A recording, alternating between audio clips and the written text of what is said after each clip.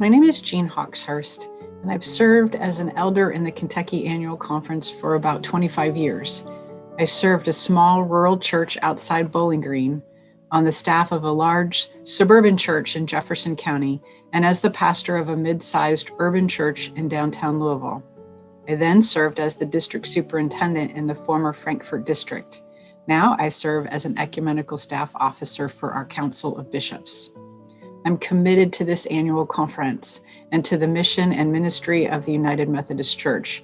And now I'm blessed to travel across the global connection on behalf of our bishops, teaching and encouraging ministries of reconciliation and unity among Christians. Mostly what I do is help our bishops stay connected with other Christians like Lutherans and Roman Catholics and Pentecostals, but the same Christian principles also apply to within the United Methodist Church itself. You can read about that in our Constitution in the section of the Book of Discipline entitled Our Theological Task. The United Methodist Church is a worldwide connection of about 12 million members in Africa, Asia, Europe, and the United States. We're in over 136 countries and are served by 66 bishops. We have over 47,000 clergy and over 44,000 local congregations. In the United States, we're divided into 5 jurisdictions. Around the rest of the world, we're divided into what is called central conferences. Together, all the central conferences and all the jurisdictions will be sending 862 delegates representing this global church to the upcoming General Conference. The Philippines will have 52 delegates to the General Conference. The three central conferences in Africa will have a total of 278 delegates. The 3 central conferences in Europe will have a total of 40 delegates, while the 5 jurisdictions in the United States will have a total of 482 delegates, with Kentucky having 10 of them. In addition, 10 delegates come from our Concordat partner churches, who are other Methodist churches in Great Britain, Puerto Rico, Mexico, and the Caribbean. We have such a strong ecumenical relationship with those churches that they're invited to send delegates to our General Conference with both voice and vote. And that's who make up the full count of 862 delegates. What I hope you see from that quick tour is that we truly are a global church. Right now, a little less than 55% of the total number of delegates live inside the United States of America, which means a little more than 45% of the total number of delegates live outside the United States of America. This trend is clearly moving in a direction in which United Methodists outside the United States will soon outnumber United Methodists inside the United States. And there are a few important differences between how United Methodists in the United States function and how those in the central conferences will function in terms of the protocol that Dr. Dotson described for us in an earlier video. First, for the protocol, the U.S. jurisdictions will have no role in voting on alignment. For us, decisions will be made within annual conferences. We're in the Kentucky Annual Conference inside the Southeast jurisdiction.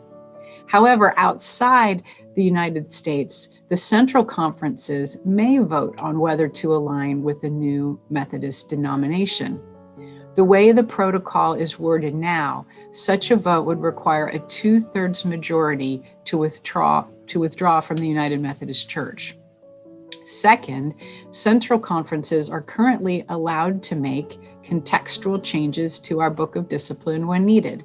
So, if the protocol passes, it would be possible for United Methodists in the central conferences to put back in language about LGBTQIA+ restrictions. And third, currently several $1 million are offered from the United States and Europe to cover the cost of some Central Conference bishops, annual conference expenses, and in some case, pastor salaries. Millions more are given to support Central Conference hospitals, schools, colleges, seminaries, and mission work. The protocol says funding for churches outside the United States who choose to leave the United Methodist Church will eventually cease. The protocol does provide for a new denomination to contract with United Methodist agencies like the General Board of Global Ministries or the General Board of Higher Education and Ministry, but they will likely need to pay for those ministries. So let's talk about some global responses to the protocol. Just like within the United States jurisdictions, the central conferences have been actively responding to the current conversations around LGBTQIA+ marriage and ordination, and those responses have been quite mixed. Not long after the Special General Conference of 2019, the Executive Committee of the Germany Central Conference issued a statement saying that they had reached a unanimous opinion that the stipulations of the traditional plan are not acceptable for United Methodists in Germany. They are currently not following the penalties that came into effect in the United States on January 1st, 2020. Their reason is, quote, "We want to stay together as a church where people of differing opinions can live with each other." In December of 2019, a statement called "A Christmas Covenant, Our Gift of Hope" was signed by several delegates to the 2020 General Conference from the Philippines, Europe, and Africa. They believe dissolving or dismembering the United Methodist Church would be a distraction to our vision. So instead of the protocol, they proposed the following 3 changes to the Book of Discipline: suspension of all actions of dissolution or separation, formation of a U.S. regional conference that would be similar to the way the central conferences now function, and establishing legislative equality for central and regional conferences. The Christmas Covenant proposal was just recently affirmed by the United Methodist Connectional Table. The Connectional Table is the group of global United Methodists who are charged with some of the leadership of our denomination between general conferences. Specifically, they're tasked with articulating the vision set at General Conference and stewarding ministries and resources as decided by the General Conference in consultation with the Council of Bishops. In 2019, they submitted their own proposal to create a U.S. regional conference that would parallel the central conferences and ease the burden of U.S. legislation on the global General Conference. This would also allow the General Conference to be shortened, cost less money, and contextual decisions to be made in regional and central conferences.